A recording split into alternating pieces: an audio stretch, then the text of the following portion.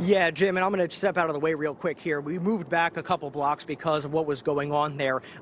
When we last saw you, police vehicles were moved in. A large bus of police with that riot gear, with the shields, exited the bus. A few minutes later, people started throwing large rocks at police vehicles, trying to damage the windows. And after that, we saw a SWAT vehicle move in, and then police started firing tear gas and rubber bullets into the crowd. That's when we decided it was time to get out of that area. So we moved pretty far back, but people are still in that area. A lot of those protesters started to run and get out of that area just for their own safety. There was a cab driver that we showed you about 10-15 minutes ago whose vehicle had been badly damaged. Rocks were thrown into the window, and he had been hit by one of those less than lethal bullets that the police were firing into that crowd. But that did disperse the crowd here at 51st and Market. So a lot of those folks have since left that area. But right now, let's go back live. I want to show you that there is still a crowd there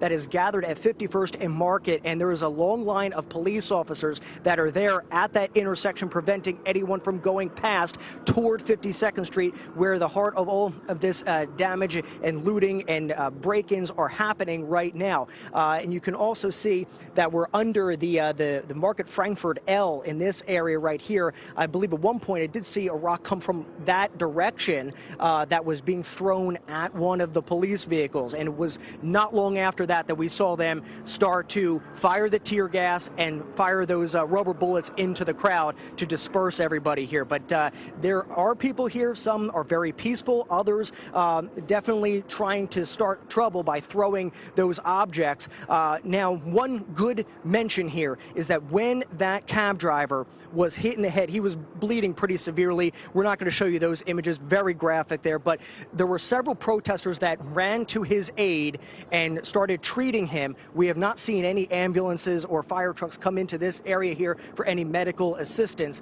And I haven't seen that cab driver in some time because, again, we have moved back about a block. But again, you can see that there are a lot of people there. Police helicopters are in the air right now, and police are using whatever methods necessary to keep this crowd in order, either by using the tear gas or using those less than lethal rubber bullets that they use to try to disperse crowds. Now, you might be able to see that there are cars moving there on 51st Street. So traffic is allowed to get by. Right over here, you can see another police car heading toward that area. So traffic is not shut off in this area with the exception of Market Street. That is completely shut down, and we've seen several of the SWAT vehicles coming down this way to head toward the scene.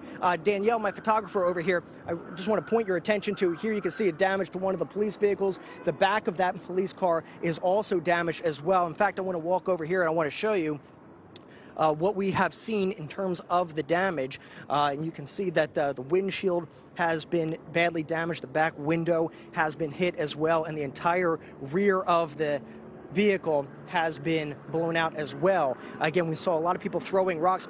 Actually, I'm starting to get a whiff of that tear gas in the air right now. So actually, I'm going to send it back to you guys. We're going to continue moving our way out of this area right now, and we'll come back to you a little bit later, guys.